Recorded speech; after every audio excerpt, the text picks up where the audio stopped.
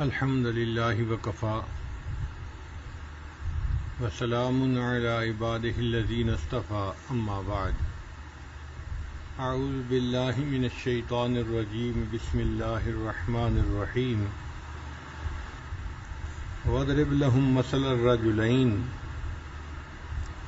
آپ ان سے دو شخصوں کا حال بیان کیجئے جعلنا لأحدہما جنتین من اعناب ان میں سے ایک کو ہم نے انگور کے دو باغ عطا کیے وحففناہما بنخل اور ان کو ہم نے کھجور کے درختوں سے گھیر دیا وجعلنا بینہما زرعا اور ان دونوں کے درمیان ہم نے کھیتی بھی اگا دی، یعنی ایک بندے کے دو باغ تھے انگور کے، ان انگور کے دو باغوں کے درمیان کھیتی بھی تھی اور اس کے اطراف میں کھجوروں کے درخت بھی تھے۔ یہ سورہ کہف کا دوسرا قصہ ہے ایک بندے کا جس کے پاس دو باغ تھے۔ بعض مفسرین نے لکھا کہ بنی اسرائیل کے یہ دو بندے تھے، ایک امیر آدمی تھا اور اس کا باغ تھا، ایک فقیر آدمی تھا مگر ایمان والا تھا۔ دونوں بھائی تھے یا آپس میں پڑوسی تھے، تعلق تھا، ان کا یہ واقعہ ہے۔ اور بعض مفسرین نے لکھا کہ نہیں، مکہ مکرمہ کے دو لوگ تھے اور یہ ان دونوں کا واقعہ ہے۔ بہرحال مکہ مکرمہ کے ہوں یا بنی اسرائیل کے، واقعہ دو بندوں کا ہے۔ ایک امیر تھا، مشرک تھا، ایمان سے خالی تھا، اور دوسرا فقیر تھا مگر ایمان والا تھا۔ اللہ تعالیٰ بیان فرماتے ہیں کہ جس شخص کو ہم نے باغ دیے اس کے پاس انگوروں کے دو باغ تھے اور ان باغوں کے درمیان کھیتی بھی تھی اور اس کے اطراف میں کھجور کے درخت بھی تھے۔ یہاں دو باغ کیوں کہے گئے، ذرا اس کی حقیقت کو سمجھ لیجئے کہ باغ کے درمیان میں سے پانی کی نہر جا رہی تھی۔ جن لوگوں کے ہاں نہری پانی ہوتا ہے وہ سمجھتے ہیں کہ نہر سے جب پانی لیا جاتا ہے اور اس کی نالا آگے لے کر جاتے ہیں تو دو طرف کھیت الگ الگ ہو جاتے ہیں، حالانکہ وہ ایک ہی مالک ہوتا ہے، مگر اس نالے کے ایک طرف کھیت الگ نظر آتا ہے اور دوسری طرف الگ نظر آتا ہے۔ تو یہ بھی معاملہ ایسا ہی تھا کہ مالک ایک تھا اور باغ بھی ایک ہی تھا، لیکن درمیان میں پانی کے نالا گزرنے کی وجہ سے وہ ایک کی جگہ دو باغ نظر آتے تھے۔ تو اللہ رب العزت نے یوں ہی فرما دیا کہ ہم نے ایک بندے کو دو باغ عطا کیے تھے۔ ان انگور کے دو باغوں کے درمیان جو حصہ تھا اس میں کھیتی باڑی ہوتی تھی اور اس کی جو اطراف تھیں اس کے اوپر کھجور کے درخت لگے ہوئے تھے۔ کلتا الجنتین آتت اکلہا، یہ دونوں باغ اپنا پورا پورا پھل دیتے تھے۔ ولم تظلم منہ شیئا، اور پھلوں میں ذرا بھی کمی نہ رہتی تھی۔ وفجرنا خلالہما نہرا، اور ہم نے ان دونوں کے درمیان نہر جاری کر دی تھی، یعنی یہ جو پانی کا نالا تھا نا، وہ نہر تھی جو درمیان میں گزر رہی تھی، جس نے باغ کو دو حصوں میں تقسیم کر دیا تھا۔ وکان لہ ثمر، اور اس کے لیے اور بھی پھل تھے۔ فقال لصاحبہ وہو یحاورہ، اس بندے نے اپنے ساتھی سے بات کی، انا اکثر منک مالا واعز نفرا، کہ میں تجھ سے مال بھی زیادہ رکھتا ہوں اور میرے پاس کام کرنے والے بندے بھی زیادہ ہیں۔ عام طور پر ہم نے دیکھا ہے کہ جو کسان لوگ ہوتے ہیں یہ جب بیٹھ کے باتیں کرتے ہیں تو اپنے کھیت کی فصل کی باتیں کرنا ان کو اچھا لگتا ہے۔ تو اس نے بھی کہا کہ دیکھو میرا مال بھی تجھ سے زیادہ ہے اور میرے پاس جو کام کرنے والے لوگ ہیں وہ بھی تجھ سے زیادہ ہیں۔ ودخل جنتہ، اور وہ اس حال میں اپنے باغ میں داخل ہو گیا، وَهُوَ ظَالِمٌ لِنَفْسِهِ، اور وہ اپنی جان پر ظلم کرنے والا تھا، یعنی متکبر بندہ تھا، مال کا گھمنڈ تھا اس کو، تو وہ اپنی جان پہ ظلم کرنے والا تھا۔ قال، کہنے لگا، ما اظن ان تبید هذه ابدا، کہ میں یہ گمان نہیں کرتا کہ یہ باغ کبھی خراب ہوگا۔ جب آدمی اپنے کھیت کو، باغ کو سیٹ کر لیتا ہے نا، تو دیکھ کے اس کا دل چاہتا ہے کہ یہ ہمیشہ اسی طرح رہے، کبھی خراب نہ ہو۔ تو یہ بندہ بھی جب اپنے باغ میں داخل ہوتا تھا تو دیکھ کے سوچتا تھا کہ میرا یہ باغ ہمیشہ اسی طرح رہے گا، یہ کبھی بھی خراب نہیں ہوگا۔ وما اظن الساعة قائمة، اور نہ میں یہ خیال کرتا ہوں کہ قیامت قائم ہوگی۔ وَلَئِن رُدِدتُّ إِلَىٰ رَبِّي لَأَجِدَنَّ مِنْهَا خَيْرًا مِنْهَا مُنْقَلَبًا، اور اگر اپنے رب کی طرف لوٹا دیا گیا تو اس سے بہتر لوٹنے کی جگہ ضرور وہاں بھی پالوں گا۔ امیر آدمی کے دل میں عجیب غلط فہمی ہوتی ہے، وہ یہ سمجھتا ہے کہ دنیا میں اللہ نے مجھے جیسے یہاں آسانیاں دی ہیں اور عیش و آرام دیا ہے، جب میں مر جاؤں گا تو آخرت میں بھی مجھے اسی طرح عیش و آرام بھی ملے گا، میں یہاں بھی خاص ہوں، میں آگے بھی اللہ کا خاص بندہ ہوں۔ وہ اپنے اعمال کو نہیں دیکھتا، وہ اپنے مال کو اللہ کے ہاں اپنی قبولیت کی دلیل سمجھتا ہے کہ اللہ مجھ سے راضی ہے تو اللہ نے مجھے اتنا رزق دیا ہوا ہے، ہر چیز اللہ نے جو مجھے عطا کی ہے اس کا مطلب اللہ مجھے اچھا سمجھتے ہیں، مجھے پسند کرتے ہیں، اور چونکہ مجھے پسند کرتے ہیں اور اللہ نے دنیا میں مجھے اتنا دیا ہے تو اول تو قیامت کے دن آنا نہیں، اور اگر آ بھی گیا تو وہاں بھی مجھے اسی طرح بڑا باغ ملے گا اور میں وہاں بھی بڑا بن کر زندگی گزاروں گا۔ قال له صاحبه وهو يحاوره، اس کے ساتھی نے جواب دیتے ہوئے اس سے کہا، اکفرت بالذی خلقک من تراب، کیا تم نے کفر کیا اس اللہ کے ساتھ، اس ذات کے ساتھ جس نے تجھے مٹی سے پیدا کیا، ثم من نطفۃ، پھر نطفہ سے پیدا کیا، ثم سواک رجلا، پھر اللہ نے تجھے بالکل صحیح آدمی بنایا۔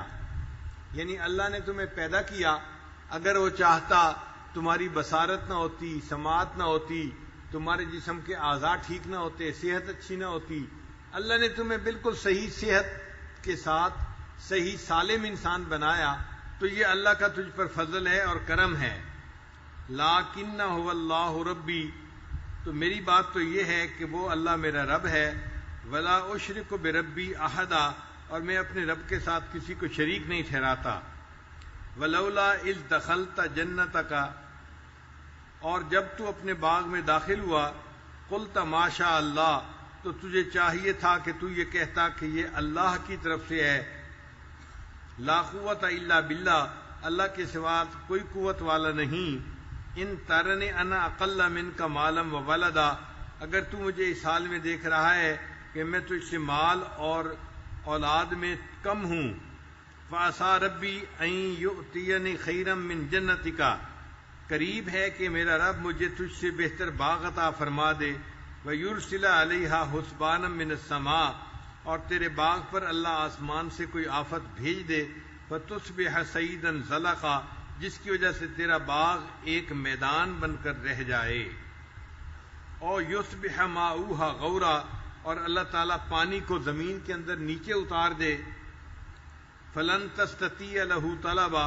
پھر تو اسے طلب کرنے کی کوشش نہ کر سکے، یعنی تو پانی نکالنا بھی چاہے تو اتنا گہرا پانی ہو کہ تو پانی نکال ہی نہ سکے۔ ابھی تو تجھے وافر پانی مل رہا ہے نا، جس کی وجہ سے تیرے باغ میں پھل بھی ہے اور تجھے مال مل رہا ہے اور تیرے اندر تکبر آ گیا ہے۔ اللہ اس پانی کے لیول کو زمین میں اگر نیچے کر دے تو پھر تیرے باغ کا کیا بنے گا، پھر تیرا باغ خراب ہو جائے گا۔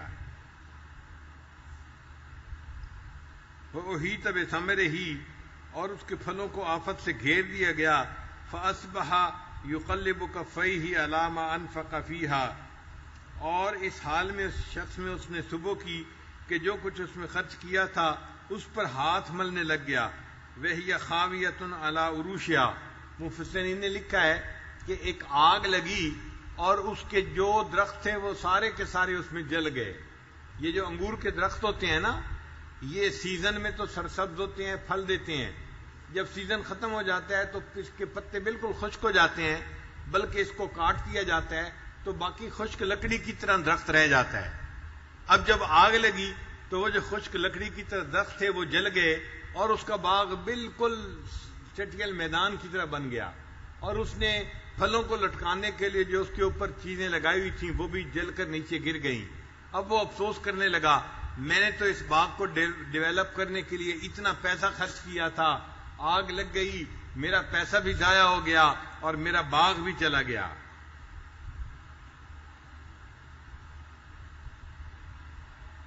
وَيَقُولُ يَا لَيْتَنِي لَمْ أُشْرِكْ بِرَبِّي أَحَدًا، اور وہ کہہ رہا تھا کہ ہائے کاش میں اپنے رب کے ساتھ کسی کو شریک نہ ٹھہراتا، یعنی میں نے جو شرک کیا تو یہ برا کام کیا، اللہ نے مجھے میرے اس باغ سے محروم کر دیا۔ وَلَمْ تَكُن لَّهُ فِئَةٌ يَنصُرُونَهُ، اور اس کے لیے ایسا کوئی گروہ نہ تھا جو اس کی مدد کرتا، من دون اللہ، اللہ کے مقابلے میں، وما کان منتصرا، اور نہ وہ خود بدلہ لینے کے اوپر قادر تھا۔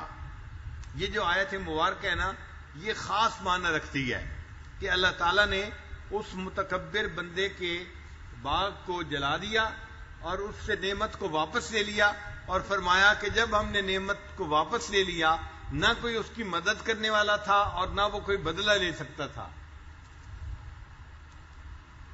ہنالک الولایۃ للہ الحق، ایسے موقع پر اللہ کے سوا میں اللہ ہی کی مدد ہوتی ہے جو حق ہے۔ ہوا خیر ثوابا و خیر عقبا، وہ بہتر ہے ثواب کے اعتبار سے اور بہتر ہے انجام کے اعتبار سے۔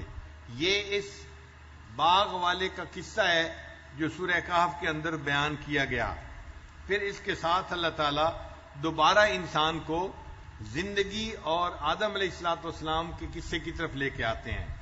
فرمایا وَاضْرِبْ لَهُم مَثَلَ الْحَيَاةِ الدُّنْيَا كَمَاءٍ أَنزَلْنَاهُ مِنَ السَّمَاءِ، اور آپ ان لوگوں سے دنیاوی زندگی کی حالت بیان کر دیجئے کہ یہ تو پانی ہے جو ہم نے آسمان سے اتارا، فاختلط بہ نبات الارض، پھر اس کے ذریعے زمین سے اگنے والی چیزیں خوب پیدا کیں، حشیماً تذروہ الریاح، اور پھر وہ چیزیں جو تھیں وہ چورا چورا ہو کر رہ گیا، وکان اللہ علی کل شیء مقتدرا، جسے ہوائیں اڑا کر لے گئیں اور اللہ ہر چیز پر قادر ہے۔ المال والبنون زینت الحیات الدنیا، یہ آیت مبارکہ یہ بتا رہی ہے کہ دیکھو جس کو اس دنیا میں نعمت ملی ہے وہ اس نعمت کو اللہ کی طرف منسوب کرے۔ اگر اللہ کی طرف منسوب کرنے کی بجائے اپنی طرف منسوب کرے گا تو جو پروردگار نعمتیں دینا جانتا ہے وہ پروردگار نعمت واپس لینا بھی جانتا ہے، وہ واپس بھی نعمت لے لیتا ہے۔ اللہ نے اس بندے کو باغ دیا تھا، یہ تکبر کرنے لگ گیا، اللہ نے آگ لگا کے اس کے باغ کو جلا دیا اور راکھ جو تھی اس کو ہوا نے اڑا دیا، کچھ بھی اس کے پلے نہیں بچا۔ اب اس کا کوئی مددگار بھی نہیں اور وہ اللہ سے بدلہ بھی نہیں لے سکتا، چونکہ اللہ تو غالب ہے اپنے کام میں۔ تو اللہ فرماتے ہیں کہ یہ دنیا کی مثال تو پانی کی مانند ہے، پانی ہم اتارتے ہیں اور زمین کے اندر کھیتی ہو جاتی ہے، پھر وہ کھیتی خشک ہو جاتی ہے اور ہوا اس مٹی کو اڑا دیتی ہے۔ وَيَوْمَ نُسَيِّرُ الْجِبَالَ وَتَرَى الْأَرْضَ بَارِزَةً، اور جس دن ہم پہاڑوں کو چلا دیں گے اور اے مخاطب تو زمین کو دیکھے گا کہ وہ کھلا میدان ہے۔ وَحْشَرْنَاهُمْ، اور ہم ان سب کو جمع کر لیں گے، فَلَمْ نُغَادِرْ مِنْهُمْ أَحَدًا، سو ان میں سے کسی کو بھی نہ چھوڑیں گے۔ وَعُرِضُوا عَلَىٰ رَبِّكَ صَفًّا، اور وہ آپ کے رب پر صفیں بنائے ہوئے پیش کیے جائیں گے۔ لَقَدْ جِئْتُمُونَا كَمَا خَلَقْنَاكُمْ أَوَّلَ مَرَّةٍ، آج تم ہمارے پاس اسی حالت میں آئے ہو جیسا کہ ہم نے تمہیں پہلی بار پیدا کیا تھا۔ یعنی جب انسان پیدا ہوتا ہے نا تو ایک ایک بچہ دنیا میں آتا ہے، پیدا ہوتا رہتا ہے، ایک ایک بچہ دنیا میں پیدا ہوتا ہے اور دنیا میں آتا رہتا ہے۔ اسی طرح قیامت میں انسان صفیں بنائیں گے اور ایک ایک کر کے اپنے رب کے سامنے حساب کے لیے پیش ہوں گے۔ جئتمونا فرادا کما خلقناکم اول مرۃ، ایک ایک کر کے اللہ کے سامنے پیش ہوں گے اور اپنے کیے کا حساب دیں گے اللہ کے سامنے۔ ووضع الکتاب، اور اعمال نامے رکھ دیے جائیں گے۔ فتر المجرمین، آپ مجرمین کو دیکھیں گے، مشفقین مما فی، کہ کہ وہ اپنے نام اعمال کے اندر جو لکھے ہوئے گناہ ہوں گے ان کی وجہ سے ڈر رہے ہوں گے. وَيَقُولُونَ اور وہ یوں کہیں گے یا ویلتنا ما لہذا الکتاب ہے ہماری بربادی یہ کیسی کتاب ہے لا یغادر صغیرۃ ولا کبیرۃ الا احصاها اس نے کسی چھوٹے یا بڑے گناہ کو نہیں چھوڑا. ووجدوا ما عملوا حاضرا اور جو انہوں نے دنیا میں کیا ہوگا اس سب کو اپنے نام اعمال میں حاضر پائیں گے. ولا یظلم ربک احدا اور تیرا رب تو کسی کے اوپر ظلم نہیں کرے گا. تو اللہ تعالیٰ نے آخرت کے بارے میں یہ چند آیات جو ہیں درمیان میں بیان فرما دی تاکہ دنیا سمجھے کہ صرف دنیا ہی کی زندگی تک بات نہیں ہے، اصل زندگی تو آخرت کی ہے اور ہمیں آخرت میں اپنے اعمال کا حساب اللہ کے سامنے دینا ہے. پھر اللہ تعالیٰ فرماتے ہیں وَإِذْ قُلْنَا لِلْمَلَائِكَةِ اسْجُدُوا لِآدَمَ اور جب ہم نے فرشتوں سے کہا کہ تم آدم کو سجدہ کرو فسجدوا ان سب نے سجدہ کر لیا الا ابلیس مگر ابلیس نے نہ کیا. کان من الجن وہ جنوں میں سے تھا. ففسق عن امر ربی اس نے اپنے رب کی نافرمانی کی. افتتخذونہ وذریتہ اولیاء من دونی وہم لکم عدو پھر کیا تم مجھے چھوڑ کر اسے اور اس کی ذریت کو دوست بناتے ہو، یعنی اے انسانوں تم اللہ کو چھوڑ کر شیطان کو اور شیطان کی ذریت کو دوست بناتے ہو حالانکہ وہ تو تمہارا دشمن ہے. بئس للظالمین بدلا یہ ظالموں کے لیے بہت برا بدل ہے. ما اشہدتم خلق السماوات والارض میں نے انہیں آسمانوں کے اور زمین کے پیدا کرنے کے وقت نہیں بلایا. ولا خلق انفسہم اور نہ ان کے پیدا کرنے کے وقت میں.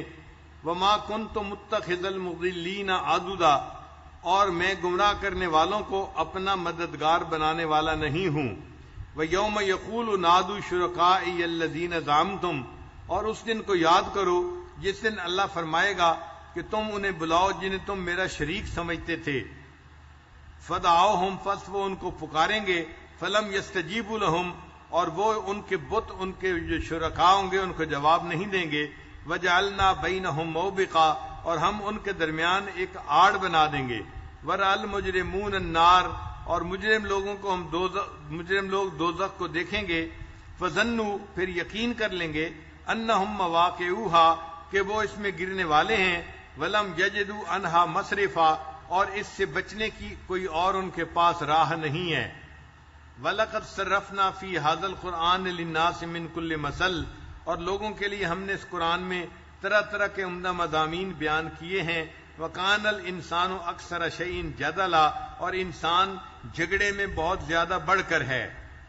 وَمَا مَنَعَ النَّاسَ أَن يُؤْمِنُوا اور ہدایت آ جانے کے بعد لوگوں کو ایمان لانے اور اپنے رب سے مغفرت طلب کرنے سے صرف اس بات نے روکا ہوا ہے وَيَسْتَغْفِرُوا رَبَّهُمْ إِلَّا أَن تَأْتِيَهُمْ سُنَّةُ الْأَوَّلِينَ أَوْ يَأْتِيَهُمْ عَذَابُ قُبُلًا کہ ان کے ساتھ اگلے لوگوں جیسا معاملہ ہو جائے یا ان کے آمنے سامنے عذاب آ جائے.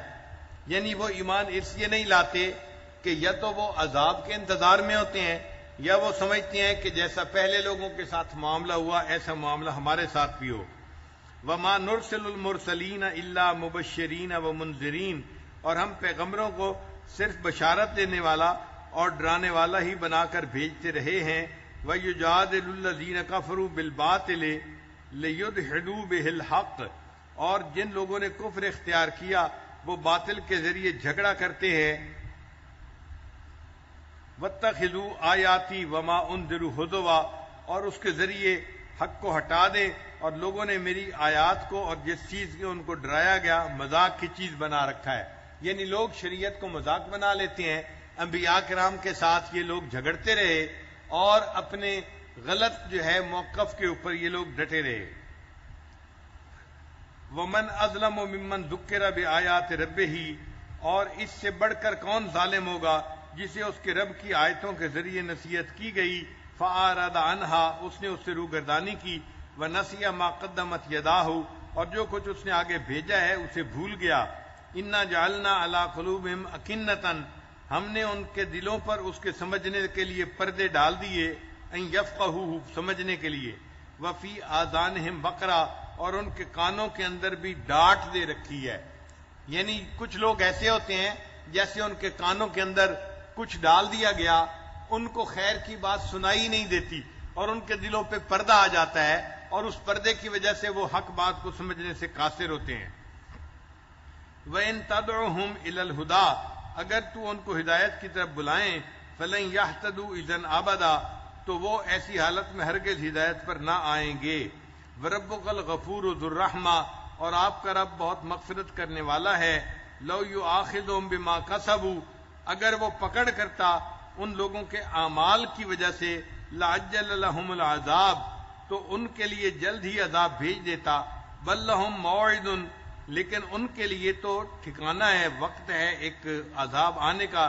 لن یجدوا من دونہ موئلا، وتلک القری اہلکناہم، اور یہ وہ بستیاں ہیں جن کو ہم نے ہلاک کر دیا، لما ظلموا، کہ انہوں نے گناہ کیے، وجعلنا لمہلکہم موعدا، اور ہم نے ان کے ہلاک ہونے کے لیے وقت کو مقرر کر رکھا ہے۔ یعنی اس سے پہلے بھی ہم عذاب نہیں لاتے، اور جب وہ وقت آ جاتا ہے تو پھر عذاب آیا ہوا ٹلتا بھی نہیں ہے۔ یہ صاحب جنتین کا قصہ ہے جو اللہ رب العزت نے قرآن مجید میں بیان فرمایا۔ کل آپ سے اس پوری سورت کے بارے میں بتایا تھا کہ اس کا ایک لب لباب ہے۔ وہ لب لباب کیا تھا کہ اس میں اللہ تعالیٰ نے 5 قصے بیان فرمائے ہیں۔ کتنے قصے بیان فرمائے ہیں؟ 5 قصے۔ ان قصوں میں جو سب سے مرکزی قصہ ہے وہ حضرت آدم علیہ السلام کا اور ابلیس کا قصہ ہے، آدم و ابلیس کا قصہ۔ اس میں سے کچھ آج آیات بھی گزری جس میں جو ہے ابلیس کے بارے میں کچھ باتیں ہوئیں، تو یہ آدم و ابلیس کا قصہ یہ مرکزی قصہ ہے۔ اور اس سے پہلے 2 قصے تھے وہ عوام الناس کے قصے تھے۔ ان میں سے ایک قصہ تھا اصحاب کہف کا اور ایک قصہ تھا صاحب جنتین کا۔ ہم نے اصحاب کہف کا قصہ بھی پڑھ لیا اور صاحب جنتین کا قصہ بھی آپ پڑھ لیا۔ پھر اس کے بعد 2 قصے ہوں گے، وہ خواص کے قصے ہوں گے۔ ان میں سے ایک قصہ ہوگا حضرت موسیٰ علیہ السلام اور خضر علیہ السلام کا، جو قرآن مجید کے اندر بیان ہوا۔ یہ انشاءاللہ ہم کل پڑھیں گے۔ اور دوسرا قصہ جو خواص میں سے تھا وہ ایک بادشاہ کا ہوگا جس کا نام تھا سکندر ذوالقرنین۔ اس نے اللہ کی زمین پہ اللہ کے حکم کو نافذ کیا تھا۔ یہ قصہ بھی آئندہ بعد میں آئے گا۔ یہ 2 خواص کے قصے ہم بعد میں پڑھیں گے۔ تو گویا پوری سورت کا خلاصہ آپ 5 قصوں میں سمجھ سکتے ہیں۔ درمیانی قصہ کون سا تھا؟ آدم علیہ السلام تھا اور ابلیس کا۔ اور پہلے 2 قصے کون سے تھے؟ عوام الناس کے۔ ان میں سے ایک قصہ کس کا تھا؟ اصحاب کہف کا تھا، اور دوسرا کس کا تھا؟ صاحب جنتین کا تھا۔ اور بعد کے 2 قصے کن کے ہیں؟ خواص کے قصے ہیں۔ ان میں سے پہلے خواص میں سے کون تھے؟ حضرت موسیٰ علیہ السلام تھے، اور ایک بندہ تھا جس کو اللہ نے علم عطا کیا تھا، وہ خضر علیہ السلام تھے۔ اور دوسرے خاص بندے کون تھے؟ ایک بادشاہ گزرا ہے جس کا نام سکندر ذوالقرنین تھا، اور اس کو اللہ نے ہر چیز دنیا کی عطا کی تھی، اور وہ اللہ کی زمین پہ اللہ کا حکم نافذ کرنے والا تھا، اس لیے وہ خاص بندہ تھا۔ یہ 2 قصے آئندہ ہم پڑھیں گے۔ ابھی تک ہم نے صرف 2 قصے پڑھے ہیں، اور تیسرا قصہ آدم و ابلیس کا بھی آج کچھ ہم نے پڑھا ہے، باقی 2 قصے بعد میں پڑھیں گے۔ اب یہ تو لب لباب ہو گیا۔ اب اس لب لباب کو تھوڑا سا اور آگے بڑھا لیجئے تو آپ کے لیے بات کو یاد کرنا آسان ہوگا کہ ان تمام قصوں میں سب سے پہلے اللہ رب العزت نے جب سورہ کہف کو شروع کیا تو اپنی الوہیت کا ذکر کیا ہے کہ الہ کون ہے؟ فقط اللہ کی ذات ہے۔ عبادت کے لائق کون ہے؟ اللہ کی ذات ہے۔ لا الہ الا اللہ، نہیں کوئی معبود سوائے اللہ کے۔ تو اللہ نے سورت کو شروع کیا تو شروع میں اللہ نے اپنی الوہیت کا تذکرہ کیا ہے، اور جب اللہ نے اس سورت کو ختم کیا تو ختم کے اوپر اپنی ربوبیت کا ذکر کیا ہے۔ ختم میں اللہ نے کس کا تذکرہ کیا ہے؟ اپنی ربوبیت کا تذکرہ کیا ہے کہ رب کون ہے؟ اللہ کی ذات ہے۔ فمن کان یرجو لقاء ربہ، اپنی ربوبیت کا تذکرہ اللہ نے سورت کے آخر پر کیا ہے۔ تو سورت کے شروع میں اللہ نے تذکرہ کس کا کیا؟ اپنی الوہیت کا۔ اور آخر پہ تذکرہ کس کا کیا؟ اپنی ربوبیت کا۔ اور ایک نقطہ اور بھی یاد رکھیں کہ سورت کے شروع میں اللہ نے اپنے پیارے حبیب صلی اللہ علیہ وسلم کا تذکرہ کیا، مگر ان کی ابدیت کا تذکرہ کیا ہے۔ ان کی ابدیت کا تذکرہ کیا ہے۔ الحمدللہ الذی انزل علی عبدہ الکتاب، تو عبد کا تذکرہ کیا ہے. تو شروع میں اللہ نے اپنے حبیب کی عبدیت کا تذکرہ کیا ہے، اور آخر